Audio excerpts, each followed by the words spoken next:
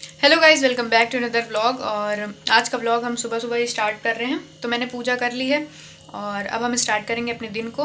तो पहले तो सबसे पहले कुछ टारगेट्स बनाएंगे कि आज कितनी चीज़ें कंप्लीट करनी है और उसके बाद अपनी पढ़ाई स्टार्ट करेंगे। तो आप लोग भी भगवान जी से आशीर्वाद ले लीजिए। इसके बाद मैंने चाय बनाई और चाय पी और उसके बाद अपने टारगेट्स बनाए आज के। मेरा एक पेपर 5 जनवरी को है, तो उसके लिए मैंने ये मैथ, इंग्लिश और हिंदी, क्योंकि उस पेपर में हिंदी भी पूछी जाएगी, तो उसकी मैंने ये स्ट्रैटेजी बनाई है। स्ट्रैटेजी क्या है कि मुझे किन किन चैप्टर्स का रिवीजन करना है, वही मैंने यहाँ पे लिखे हैं। अभी तो यही टारगेट बनाया मैंने, देखते हैं हम कितना रिवाइज कर पाते हैं। और बाकी आज का टारगेट अब हम जा रहे हैं बनाने। तो ये मैंने आज का टारगेट बना लिया है। तो अब मतलब इतना टाइम मेरे पास नहीं बचा हुआ है, क्योंकि 5 जनवरी को ही पेपर है। तो मेरे ख्याल से 10 दिन बच रखे हैं। तो जो भी मैंने मैथ में चैप्टर्स डिसाइड करे हैं, तो मतलब मुझे लगता है ये नहीं हो सकता कि मैं नोट से भी रिवीजन कर लूँ और सीजल वॉरियर बुक से भी रिवीजन कर लूँ। तो मैंने सोचा है कि जितने भी चैप्टर्स मैंने डिसाइड करें कि इतना इतना रिवीजन करना है इन चैप्टर्स का, तो वो मैं सिर्फ अपनी नोट से रिवाइज करूँगी, बाकी मॉक टेस्ट दूंगी। ठीक है। सीजल वॉरियर बुक से मैं बाद में मतलब 5 तारीख के बाद रिवीजन करूँगी। इस पेपर के लिए तो सीजल वॉरियर बुक मतलब नहीं लगा पाएंगे, क्योंकि बहुत कम टाइम बचा है, 10 ही दिन है। तो 10 दिन में मुझे लगता है 10 से ज़्यादा चैप्टर हैं, तो कवर नहीं हो पाएंगे, क्योंकि नोट्स भी रिवीजन करने में 2-3 दिन लग जाता है। एक चैप्टर जैसे प्रॉफिट लॉस में ही मुझे 2-3 दिन लग गए। तो ऐसा नहीं हो पाएगा कि मैं सारे चैप्टर्स नोट्स से भी रिवीजन कर लूँ और सीजल वॉरियर से भी रिवीजन कर लूँ। तो मैं अभी केवल नोट्स से ही रिवीजन करूँगी। और अब हम घर से निकल चुके हैं लाइब्रेरी के लिए, तो अब सीधा लाइब्रेरी चलेंगे और अपनी आज की पढ़ाई को स्टार्ट करेंगे। मैं सोच रही हूँ Q&A सेशन करने के लिए, यानी कि क्वेश्चन एंड आंसर सेशन, जिसमें आपके जो भी डाउट्स होंगे, जो भी क्वेश्चंस होंगे, आप कमेंट में पूछिएगा और मैं उन सारे क्वेश्चंस के, डाउट्स के जवाब उस वीडियो में, यानी कि उस Q&A सेशन में दूंगी।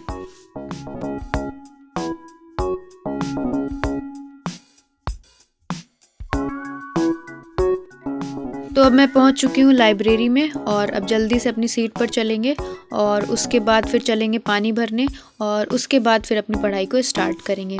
तो अब हम प्रवेश कर रहे हैं लाइब्रेरी के अंदर और ये रही हमारी सीट। तो अभी मैं आ चुकी हूँ बालकनी में और बालकनी से बाहर का दृश्य कुछ इस प्रकार का है। और तो सबसे पहले पानी भर लेते हैं और उसके बाद चलते हैं अपनी सीट पर और अपनी पढ़ाई स्टार्ट करते हैं।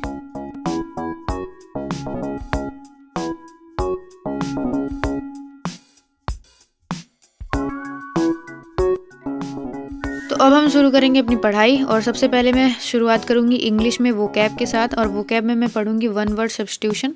और वन वर्ड सब्स्टिट्यूशन याद करने से पहले मैं पिछला रिवाइज करूंगी, उसके बाद फिर याद करूंगी।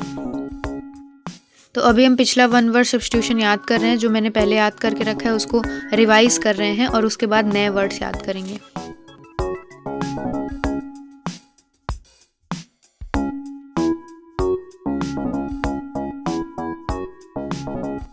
तो रिवीजन हो चुका है कंप्लीट और अब हम नए वर्ड्स याद करेंगे।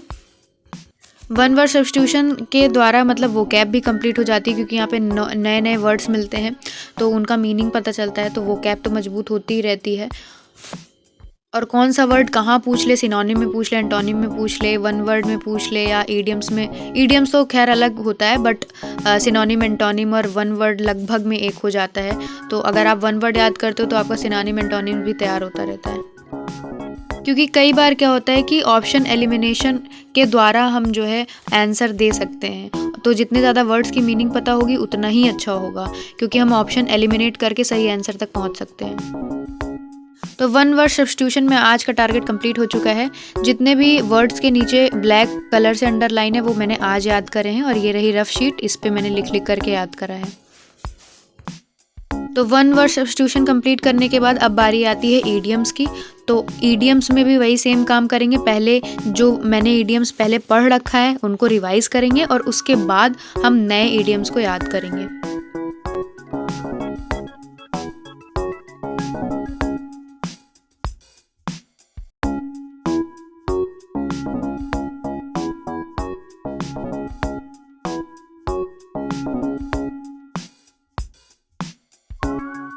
तो आज का ईडियम्स का भी टारगेट हो चुका है कंप्लीट और ये मैंने रिवाइज करा है इतने को, और जो ब्लैक कलर से अंडरलाइन करा है हमने वो मैंने याद करा है। एफ तक याद कर लिया है, जी से अब आगे याद करना है।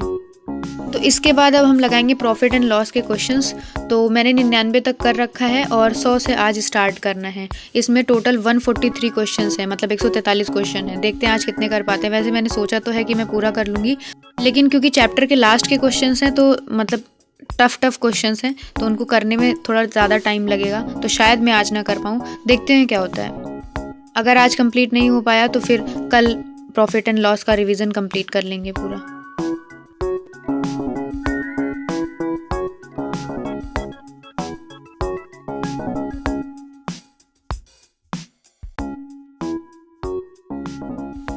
तो मैंने टोटल 126 तक करा है क्वेश्चंस। ये रही हमारी रफ शीट, इसी पे मैंने क्वेश्चंस प्रैक्टिस करी हैं सारी।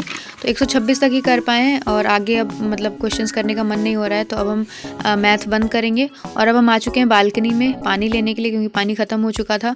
और बालकनी से बाहर का दृश्य कुछ इस प्रकार का है और रात हो चुकी है। और अब हम चलते हैं, पानी भर लेते हैं, उसके बाद आगे के टारगेट्स को चलते हैं, कंप्लीट करते हैं।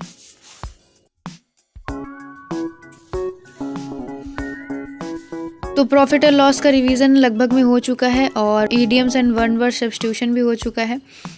और अब मुझे नरेशन और प्रीपोजिशन पढ़ना होगा।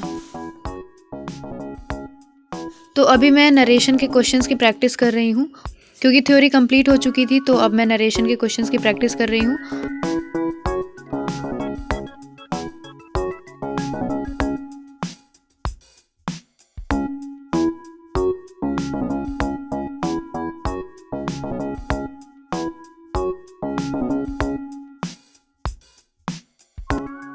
तो मैंने लगभग 50 क्वेश्चन तक करे हैं, 26 से लेकर के 50 क्वेश्चन तक करें, क्योंकि 26 से पहले के मैंने पहले कर रखे थे।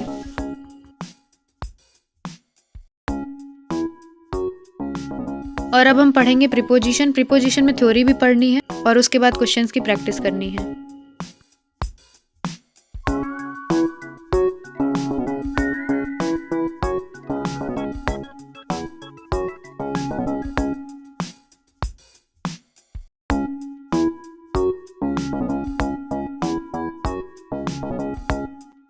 तो प्रीपोजिशन में मैंने ये थ्योरी पढ़ी है और इसके क्वेश्चंस की प्रैक्टिस करी है। क्वेश्चन में मैंने लगभग 20 क्वेश्चन सॉल्व करे हैं और जिन पे मैंने सर्कल बनाया है वो क्वेश्चंस हम नहीं कर पाए हैं। तो अब नरेशन की भी प्रैक्टिस हो चुकी है कंप्लीट, और प्रीपोजिशन भी हमने क्वेश्चन भी कर लिया है और इसकी थ्योरी भी पढ़ ली है। तो अब चलते हैं घर, क्योंकि घर जाने का टाइम हो चुका है।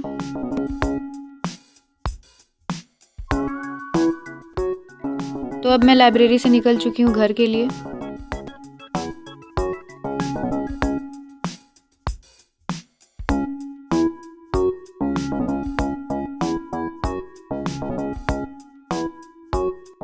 तो घर पहुंच के मैंने सबसे पहले चाय बनाई और चाय पी, और उसके बाद खाना पीना भी खाया। और उसके बाद हम फिर प्रॉफिट एंड लॉस का मॉक टेस्ट देने के लिए बैठ गए हैं।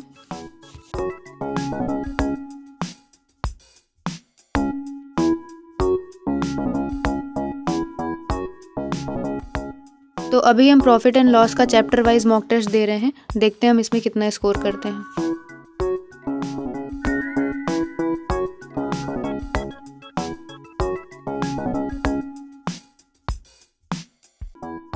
तो मॉक टेस्ट हो चुका है कंप्लीट और इसमें मुझे 50 में से 33.5 नंबर मिले हैं। और इसमें मैंने 18 अटेम्प्ट करा था 25 में से। तो बढ़िया नंबर है, ठीक ठाक नंबर है, न ज़्यादा है न कम है। और अब हम हिंदी का एक मॉक टेस्ट देने जा रहे हैं।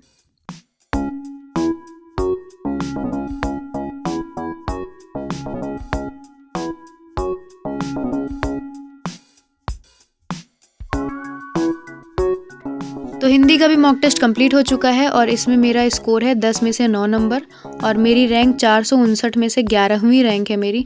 तो मैंने 10 में से 10 इसमें पूरे अटैम्प्ट करे थे और 10 में से 9 नंबर मुझे मिले हैं, एक क्वेश्चन गलत हो गया है। तो प्रॉफिट लॉस का भी मॉक टेस्ट कंप्लीट हो चुका है और बाकी हिंदी का मैंने एक मॉक टेस्ट दिया है, ठीक है, और बाकी एक बच गया। तो हिंदी का एक मॉक टेस्ट नहीं दे पाए और परसेंटेज का मॉक टेस्ट हमने आज नहीं दिया, बाकी और सारे टारगेट्स हमने कंप्लीट कर लिए आज के। तो अभी परसेंटेज का मॉक टेस्ट और हिंदी का एक मॉक टेस्ट बच रखा है आज का, तो हम इसको कल करेंगे और आज बस इतना ही रखते हैं और आज की पढ़ाई को यहीं पे समाप्त करते हैं। तो बस आज के ब्लॉग को यहीं पे समाप्त करते हैं, मिलते हैं नेक्स्ट ब्लॉग में। Thank you so much for watching और सब्सक्राइब ज़रूर कर दीजिएगा।